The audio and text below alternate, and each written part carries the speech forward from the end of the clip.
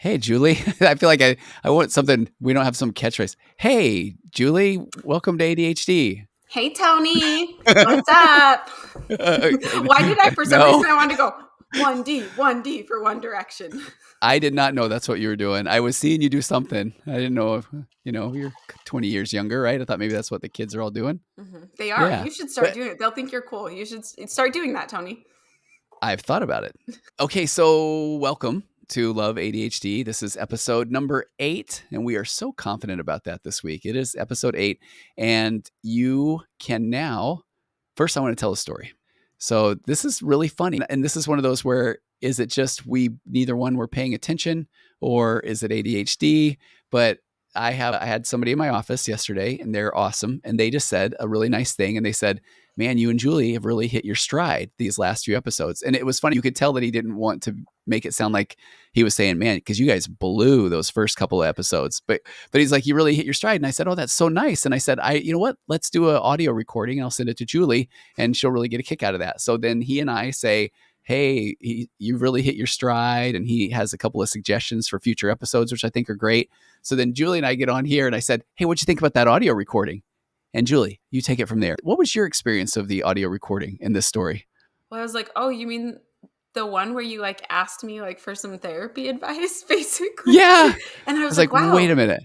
Because how I remember it is the audio. Yeah, it was a voice memo. And you're like, hey, so I'm talking to this guy about stuff that's helped with ADHD. And I said that maybe you're a little further down the road on maybe you're better at a few of these things than me, like route or lists, how to.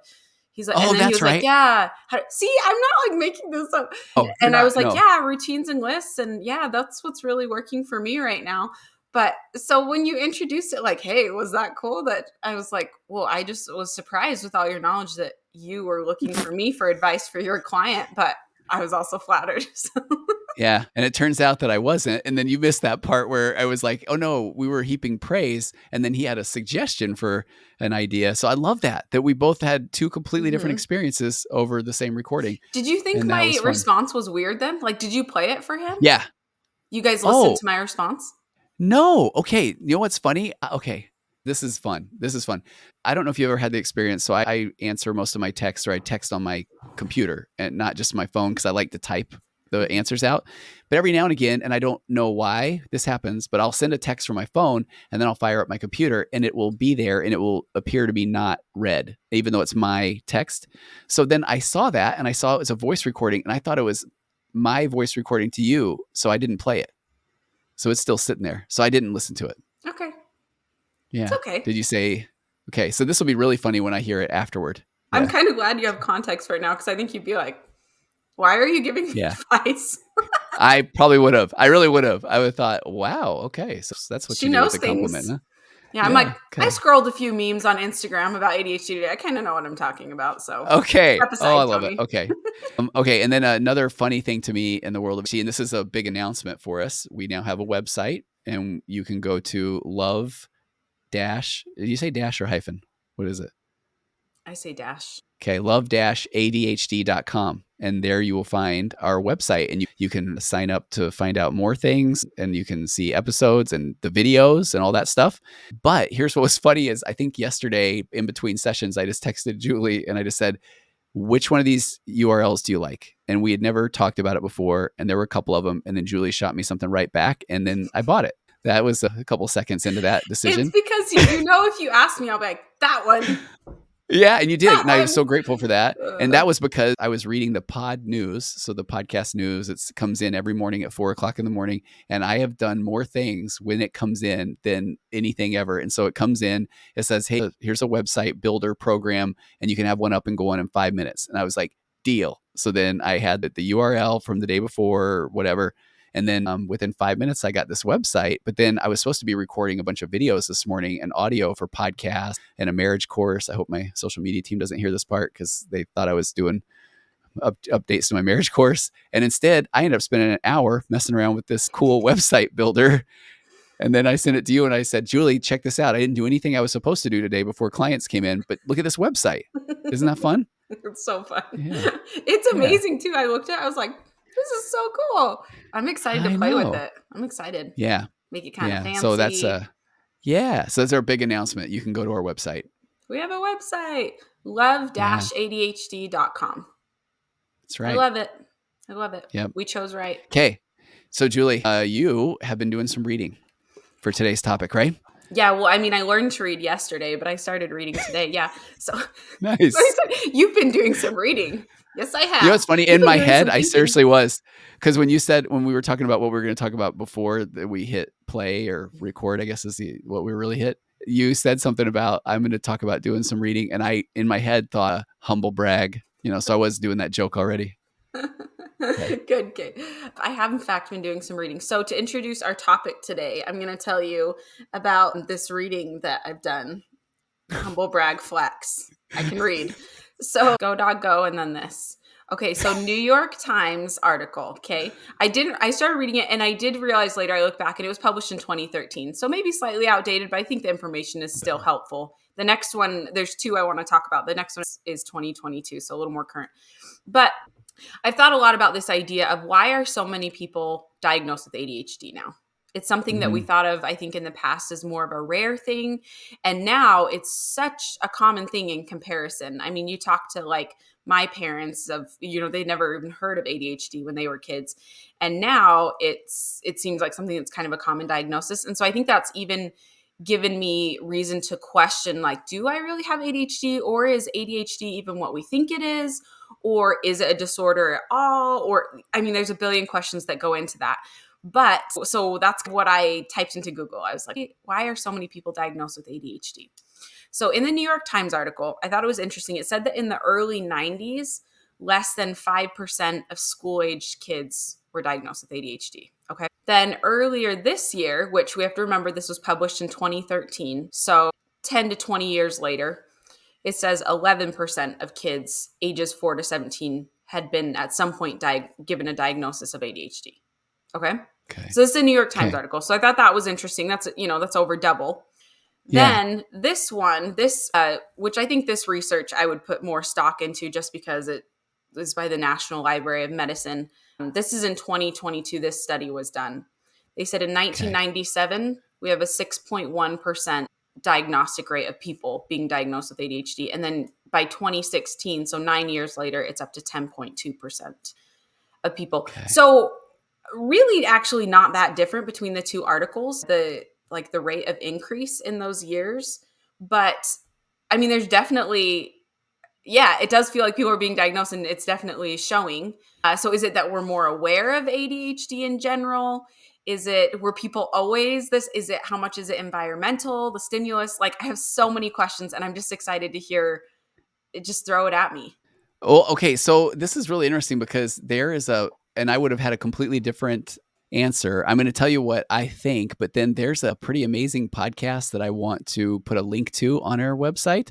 And it's a podcast called Search Engine, and the host is a guy named PJ Vogt. And I've followed a lot of his stuff for a while. He was with a company called Gimlet Media, and they sold out to Spotify.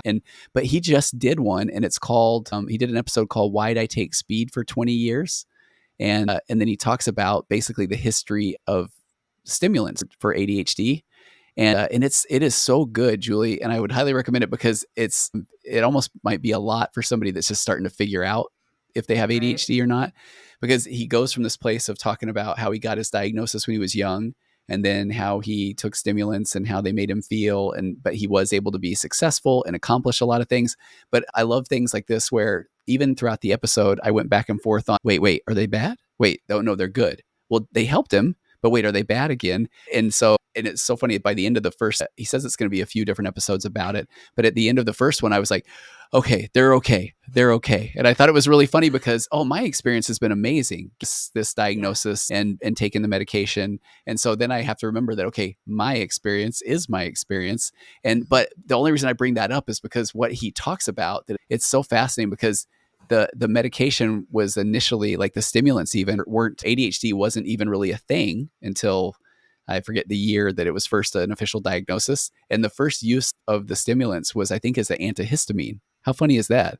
And so then it was like that this medication was found that worked. It did things, but then people were almost like saying, well, what's it best for? And then it was used for a stimulant to keep people awake, a study drug. And so before ADHD was a thing, it was, I forget what it was called before, but it was just a really interesting concept. And he has these on his website, he has these articles that show that that used to come in an inhaler. It was called Benzedrine, and then people were prescribing the inhaler for anybody that just needed to stay awake, and that was really what it was.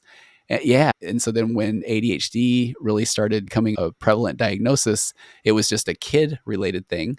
And I think Right. that's really important, right? So then when I jump into why is there so many more diagnoses now, then I start looking at, we've got increased access to healthcare. And I think that's a really big piece. Then you've got a decreased stigma around mental health conditions like ADHD. Even what you and I are doing right now, we've already had people contact us and say that, okay, now they feel like they can really address their ADHD as an adult. And then I think, better awareness of what the symptoms are. And I remember when I really started diving into my own mental health concerns, I was really starting to feel I kind of like depressed because I really wasn't living up to my potential. And then realizing that depression is a symptom of undiagnosed ADHD. And then I think the last one that makes a lot of sense too is that change in how ADHD is defined, because in the past, going back to this podcast I'm talking about, it was only kids who were hyperactive that they were diagnosed with ADHD. And so then I remember even when I got my diagnosis a few years ago, the person giving my initial intake said, well, did you have it as a kid? And I said, I don't know. I really don't know. And because it was funny, because I remember I felt like there was this moment of truth where she almost was saying, well, if you weren't diagnosed as a kid, then you can't have it as an adult. And I thought that was interesting. Mm-hmm. And I don't think that's the same vibe now, but that was 7 years ago. And I remember feeling like, whew, okay, thank goodness I was able to explain that I had it undiagnosed as a kid, or I wouldn't be receiving treatment now. So I don't know, in my mind, that's it. So you got a decreased stigma, increased medical. We understand the the detriments of not treating it, and then now adults can have it too. So to me, that kind of makes a lot of sense. I don't know. What do you think? Oh, it absolutely makes sense. It absolutely makes sense. And I actually was talking to my mom the other night about it because she was saying it's just from a different generation, it's quite a shift the way Yeah. that we're talking about things. And she's like, you weren't like bouncing off the Yeah. walls as a kid. And I'm like, I know, mom, I know, right? It is because you don't have. And then me and my brother my brother that has ADHD, we got into an interesting discussion with her where we talked about how there is like 18, or no, sorry, this was different brother who doesn't have ADHD, but has studied it Okay. as he's looked at his own kids and things. And it's like, there's like these 18 factors. And if you have 7 of them, and I think especially looking at if they're like Oh, impacting your ability to work and your relationships and things like that, that's when they really take a heavy look at it. But okay. Yeah. I feel some like I want to have more answers for people. And so maybe, okay, I have one question for you. Sorry, I just said a lot that I'm sure you could address, but one question I Oh do no, it's have good. that you brought up is I'm diagnosed with ADHD at 33. Uh-huh. Does that mean I have always had it, or is it something that can come on Okay. either Yeah. environmentally but I don't know, reading through these articles, it looks like it's a real big hereditary trend. Like they were very hereditary based. No, this is a very hereditary thing.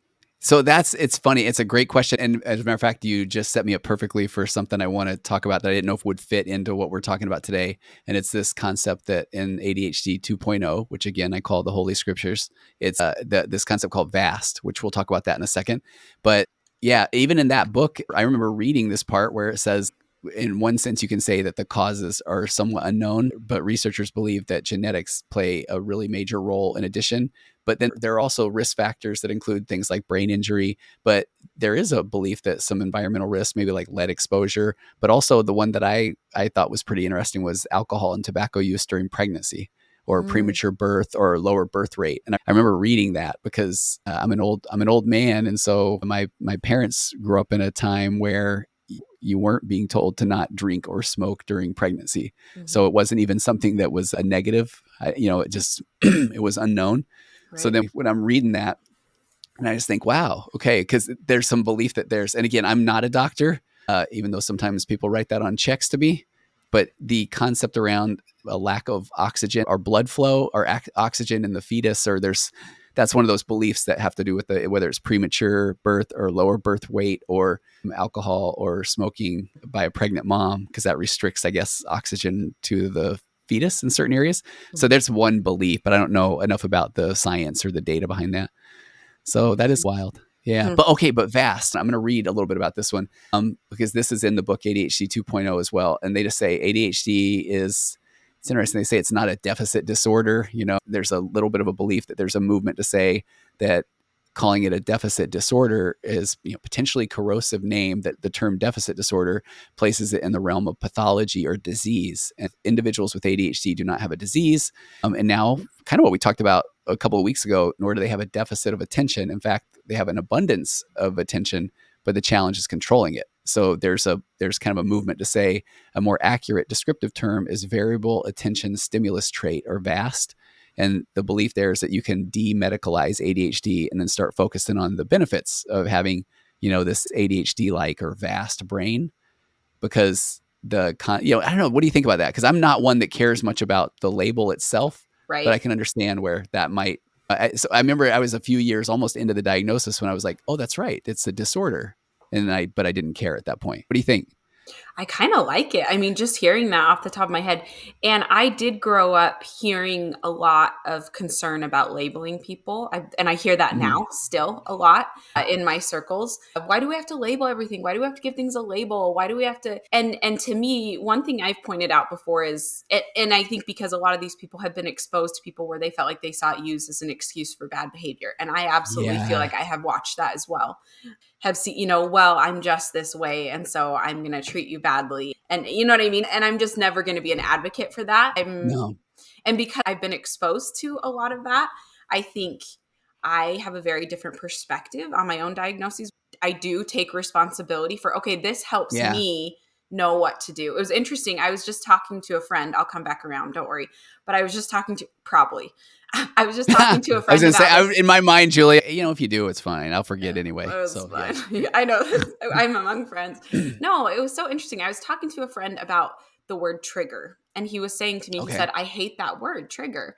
And I said, huh, that's interesting. Like, why do you hate, it's just a word. Why is that, And he said, because to me, once again, you have to look at based on his life experiences, how he's Yes. seen that word used is he's had someone close to him say, you've triggered me.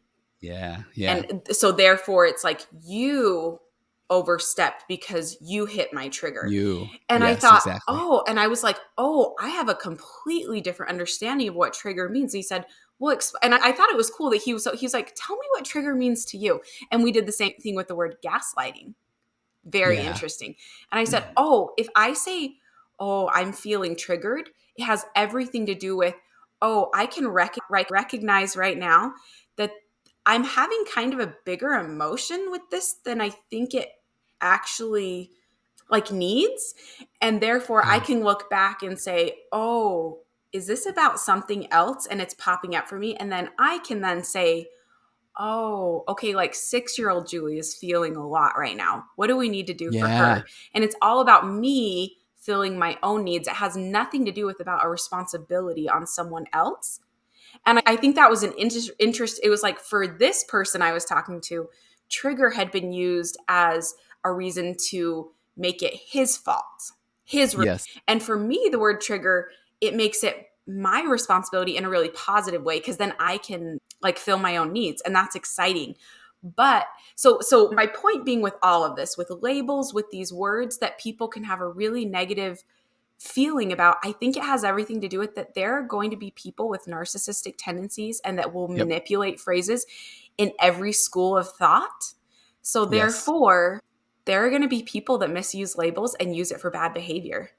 That Yeah. doesn't mean it's not the label's fault, right? Yeah. Right? Oh, It's not the word trigger's fault. It's that no matter what you believe, people will manipulate things. And so I don't think you're ever going to find a way out of that. In every church congregation, in every political party, you're just going to find crappy people. And so you can yeah. take that and then say it's all that way. Or can we just say, okay, what is the label for? Because to me, I feel like a label is knowledge so that I can become the best version of myself. Like that's for Mhm. me to work out. And that's exciting. It has very little to do with how other people interact with me. Yeah. It's funny, Julie, is I just pulled up some notes on a podcast I did on the virtual couch about, it's called Relational Frames, the relational frame theory. And this is where I love that we're talking about ADHD. And I know we had said, okay, we'll keep these short, but it's so hard to not want to dip into the pool of like mental health in the context of what you're saying now. Cause I love what you're saying about he says trigger means a certain thing to him, and I say, bless his heart, because that is a him issue. And I mean that in a nice way. And I just want to read this real quick. I pulled up some notes from this relational frame theory episode I did. It was a few months ago. But so here's what language learning happens through association and contingencies, starting with direct associations of words and meaning. So as a child develops, they understand that language becomes this two-way street. So words refer to specific things, and this understanding allows us to start to move into abstract thinking, because then we start making connections between objects and concepts. But the reason I point that out is, from the time you are a tiny child, you are making relationships with words and you're making meaning of situations. So this concept of relational thinking becomes really important in the mental health world, because now if you aren't doing exactly what you said, if you're not approaching conversations with curiosity and then a willingness to understand different perspectives, then you're already doing this thing where you are saying, well, if you don't make sense to me, then you're wrong. And that is that black or white, all or nothing thinking. That if my way must be the right way, that means your way is the wrong way. So now you have to prove yourself to me. And that's the genesis story of emotional immaturity and narcissism. Because if somebody's saying, yeah, but I think this is what you're doing, a healthy ego is able to go, well, okay, that's a you issue. But if you want to ask me questions about my experience, like what you're saying, that's the way that you start to move toward emotional maturity. So in that relational frame context, it really is, even if somebody says, ooh, ADHD, does that mean that you have to have a leash when you go to Disneyland? Oh, you just, you're running Yes, away everywhere, even I as an do. adult, right? I require And a then, leash and constant well, treats that you feed me. right. And then if I don't say, you are exactly correct, that is how I am as an adult, then that person's like, right, you're not even being honest about your ADHD, says the person who doesn't even have it. So the relational frame stuff is such a trip. And that's why everything becomes this opportunity for me to take a look at myself, really. So if somebody else is saying, well, I think you're doing this, I'll take a look at that, maybe, but I'm actually ultimately the one who gets to decide how I'm feeling, what I'm thinking. And I think that you're so spot on with, you can either then take something like ADHD and then look at that like, well, it's my ADHD, or it's like, okay, ADHD. So now I need to probably continually try to learn about these magical lists or time management or all these other things that I've heard of. Right?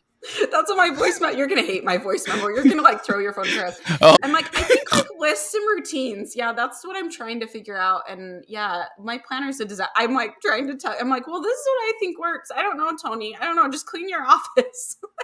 oh, how dare you? And I don't think I will listen to it now. Yeah. I didn't say that. How dare you? Hey, don't touch the office. That's another thing my Hey, mom brought up when we were yes. talking about ADHD, though. She's like, she said, you're so clean now, but I hate to burst your bubble, but you were not clean growing up, because my room was a freaking disaster growing up, right? Mm-hmm. And I was like, no, you're totally right. That switched for me. That totally switched for me. Okay, tell me why. When and why? Why did that switch? I mean, I have some different theories, but I do think there was something about when I had my own space. There was a lot of uncertainty growing up, right? Like some not Yes. stableness. Okay. And I do think Yes. there is a piece of, once I had my own home, I can make things stable and in control. So there's that piece. There was some hard things going on in my new home that was also out of my control. And I think that brought a level of peace. There's also something to the whole, I mean, who says it? Is it Elizabeth Gilbert? No, it's Gretchen Rubin. She talks about outer order, inner calm. I get really overstimulated with mess, and I just don't function well with it. I get really cranky. I don't know. And once again, everyone does, but I'm a pretty obsessive picker-upper, like clutter, I'm like, cranky mom? And all of a sudden I like look around and I spend 2 hours and I just like clean the crap out of my house. And then I'm like, I can do anything. Fun, mom. Okay. But I like what you're saying, even to go to the vast concept of where it isn't necessarily a deficit. It can be this hyper focus. And that's one where I don't have that. but I totally understand it. But that doesn't mean then that, oh, I guess I don't have ADHD. There's I have also, to, yeah. yes. No, I was just going to say there's also a piece of it was, and I don't know, the way we bond with our parents, like clutter drove my dad insane. I've actually found several things that my dad really harped on growing up that I realized that I think I really take my value from that, like Okay. assertiveness, being clean, being on time, like the things that I feel the most shame about.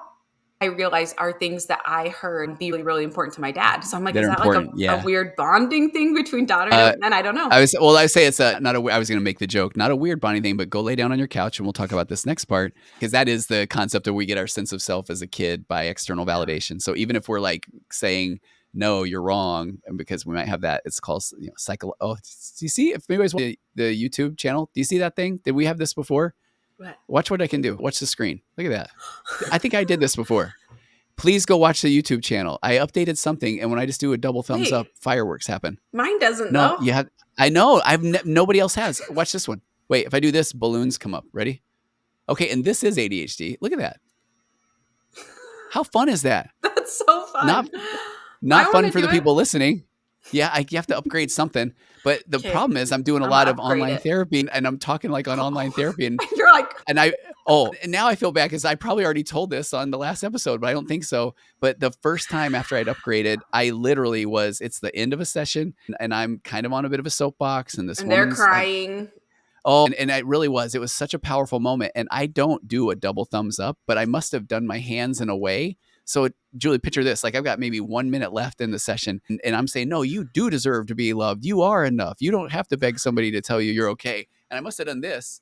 And then it's fireworks, right? And then I just say, oh my gosh, I just manifested fireworks. And so then I kind of kept the position right there. And I just said, just go.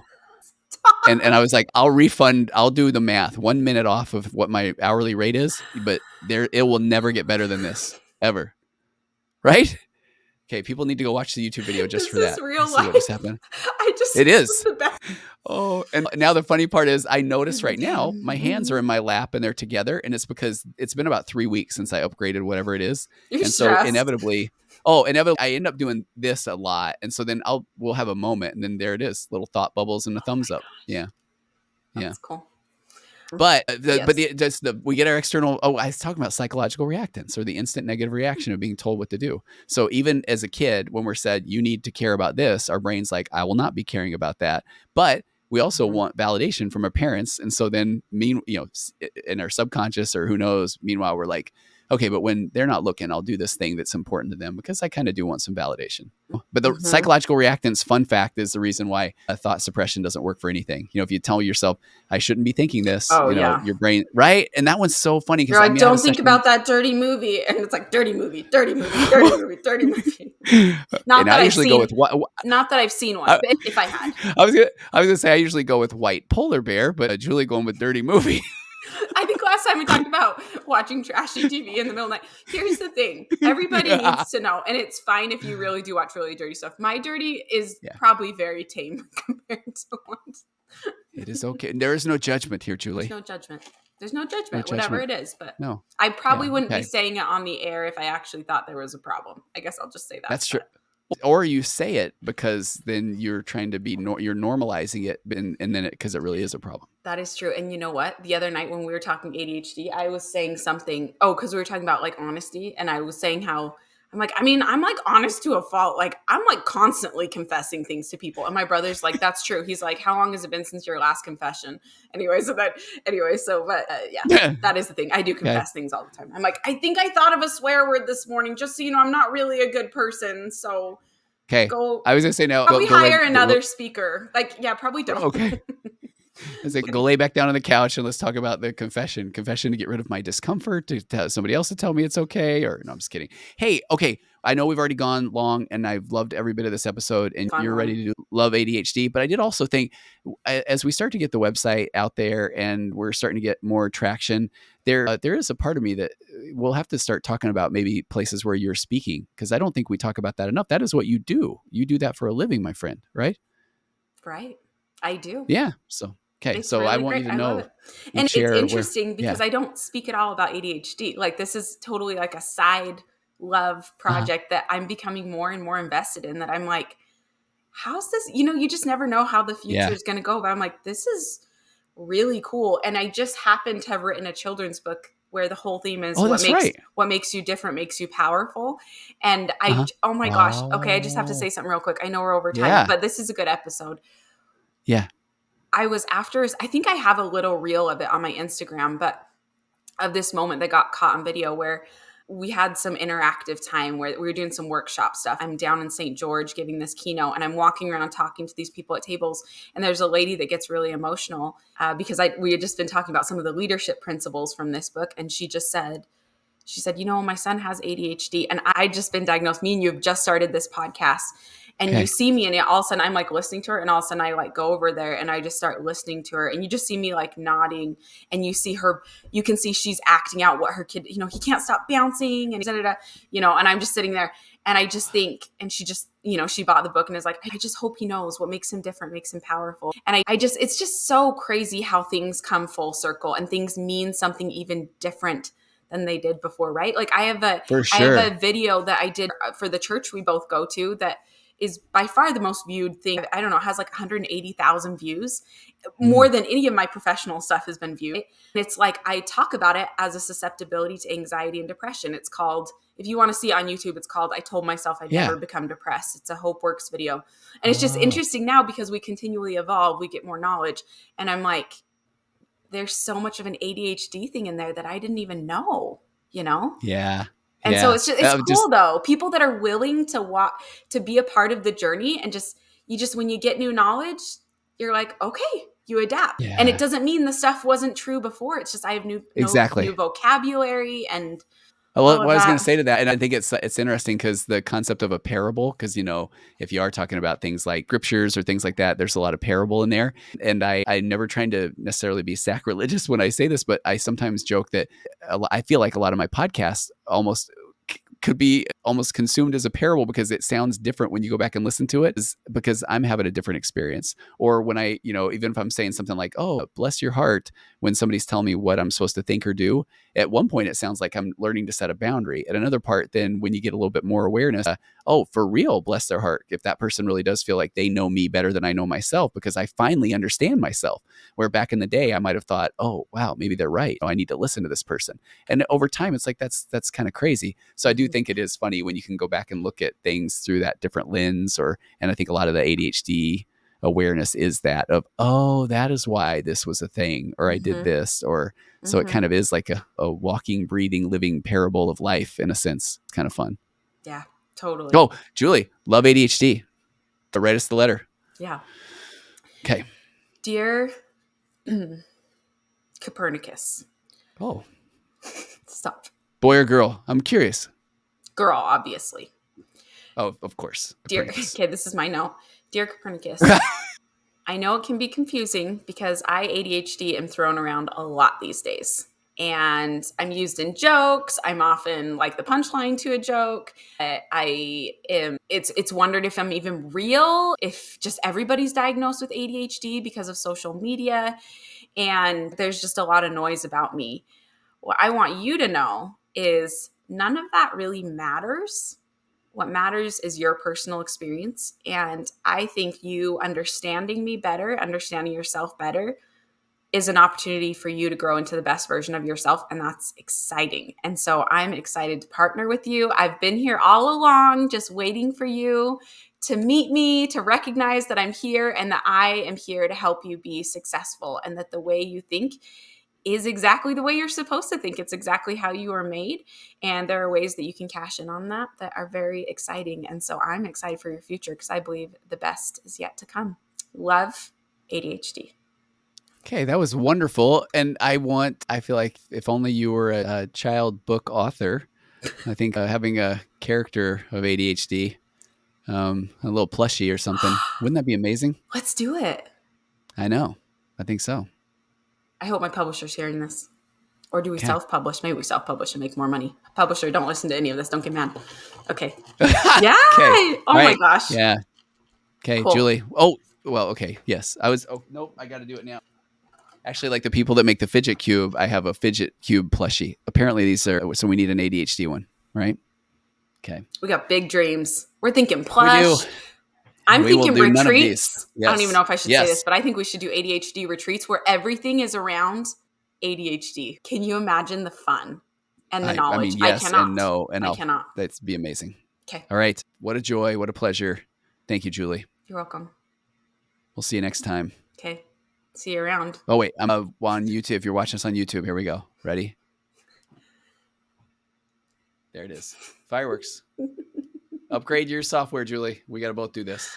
Oh, I right. just bought a car. Goodbye, everybody. Too much to do. Oh, that's right. Okay. All right. It'll be a while. Goodbye, Bye. everybody.